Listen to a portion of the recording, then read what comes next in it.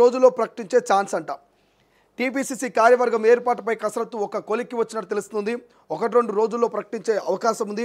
బుధవారం PCC chief Mahesh Kumar Goud, party రాష్ట్ర వ్యవహారాల ఇన్ఛార్జ్ మీనాక్షి నటరాజన్ ఢిల్లీ వెళ్లారు.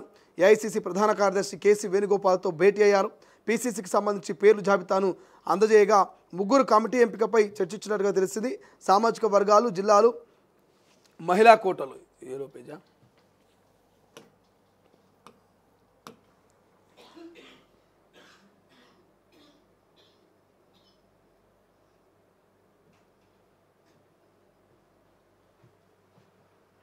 మహిళలు, మైనార్టీలు, పార్టీలో పాత కొత్త వారు సిన్సియారిటీని పరిగణలోకి తీసుకొని పేర్లు ఖరారు చేసినట్టు సమాచారం. త్వరలోనే కమిటీకి ఏఐసీసీ ఆమోద ముద్ర వేసి అధికారికంగా ప్రకటిస్తుందంటూ పార్టీ నాయకుల ద్వారా తెలిసింది.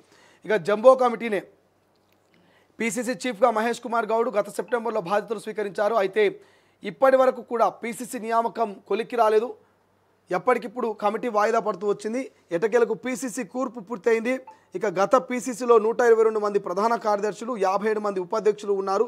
అయితే పార్టీ అధికారంలో లేనప్పుడు కంటే తక్కువ మందితోనే కమిటీల రూపకల్పన చేసిన 100 మందికి పైగా సభ్యులతో ప్రస్తుతం జంబో కమిటీగానే ఉండనున్నట్లు సమాచారం.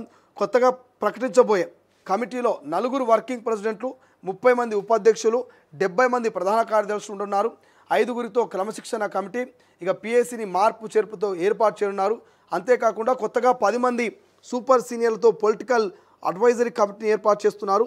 ఇక సంవిధాన బచావో కమిటీని సైతం నియమిస్తున్నట్టుగా తెలిసింది. పీసీసీలో సామాజిక వర్గాలు, జిల్లాలు, మహిళలు, మైనార్టీలు ఇలా అన్ని వర్గాలకు చెందినవారు ఉండే విధంగా జాగ్రత్తలు తీసుకున్నట్టుగా సమాచారం. అనంతరం పీసీసీ ద్వారా డీసీసీ అధ్యక్షుడిని సైతం నియమించినట్టుగా సమాచారం తెలుస్తోంది. సో ఇక్కడ కాంగ్రెస్ పార్టీ అధికారంలోకి వచ్చి దాదాపు 18 నెలలు గడిచిపోతున్నటువంటి నేపథ్యంలో ఇప్పుడు పీసీసీ కార్యవర్గానికి సంబంధించినటువంటి ఒక జాబితా ఫైనల్ అవుతున్నట్టు తెలుస్తోంది. ఆ జాబితాలో 4 వర్కింగ్ ప్రెసిడెంట్లు, 30 మంది వైస్ ప్రెసిడెంట్లు, 70 మంది జనరల్ సెక్రటరీలు, ఒక 10 మంది సీనియర్లతో అడ్వైజరీ కమిటీ, ఇట్లా మరి అన్ని రకాలుగా కాంగ్రెస్ పార్టీ కోసం 10 సంవత్సరాలు కష్టపడ్డ వాళ్ళ కష్టానికి ప్రతిఫలం దక్కబోతున్నది.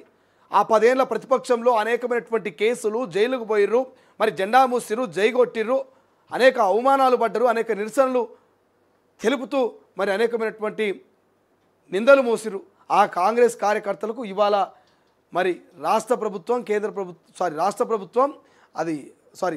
పీసీసీ అధ్యక్షులు మహేష్ కుమార్ గౌడ్, అదేవిధంగా ఏఐసీసీ నేతలు ఒక శుభవార్త చెప్పబోతున్నారు. మరి ఆ శుభవార్త ఏంటంటే ఈ 4 వర్కింగ్ ప్రెసిడెంట్లు, 30 వైస్ ప్రెసిడెంట్లు, 70 జనరల్ సెక్రటరీలతో మరి ఎవరెవరికి ఆ అదృష్టం వరించబోతున్నారో తెలియదు, కానీ పేర్లు అయితే ఫైనల్ అయినటువంటి అవకాశం ఉందట. సామాజిక వర్గం నేపథ్యం, ఎస్సీ, ఎస్టీ, బీసీ, మైనార్టీలు, మహిళలు, సీనియారిటీ ఇట్లా అన్ని రకాల కోణాల్లో మరి ఎంపిక జరిగినట్టుగా తెలుస్తోంది. ఈ ఎంపికైనటువంటి ఆ నేతలు ఎవరు ఏందనేది ఈ 2-3 రోజులనే జాబితా బయట పెడతారట. సో చూడాలి. చాలా రోజుల తర్వాత కాంగ్రెస్ పార్టీ కలకల్లాడబోతున్నది. కొత్త పదవులతో మరి కాంగ్రెస్ కార్యకర్తల ముఖంలో చిరునవ్వు కనిపించబోతున్నది. చూద్దాం ఆ జాబితా ఎట్లుంటుంది, ఎవరెవరికి ఏ సామాజిక వర్గానికి మరి న్యాయం చేయబోతున్నారు అనేది, ఎట్లా జరగబోతున్నారు అనేది మనం కొన్ని రోజులు ఆగాల్సినటువంటి అవసరం ఉన్నది.